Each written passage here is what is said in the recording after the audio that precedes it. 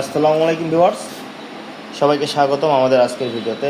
আমরা আজকে ইলংয়ের 64 volt 184 ampere ব্যাটারিতে কিভাবে ডিসপ্লে কানেক্ট করে আপনাদেরকে দেখানোর চেষ্টা করছি। এটা হচ্ছে ব্যাটারির,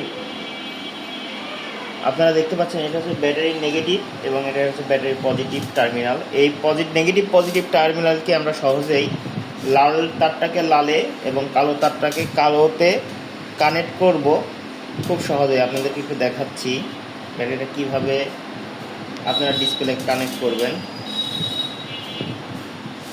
সহজে এটা কানেক্ট করে আপনারা এই নাটটাকে ভালোভাবে টাইট দিয়ে দেবেন।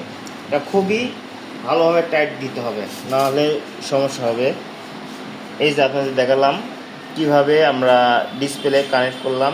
ডিসপ্লেতে আপনারা ভোল্ট, অ্যাম্পিয়ার, কত পার্সেন্ট চার্জ আছে এগুলো দেখতে পারবেন। ধন্যবাদ সবাইকে আমাদের সাথে যুক্ত হওয়ার জন্য।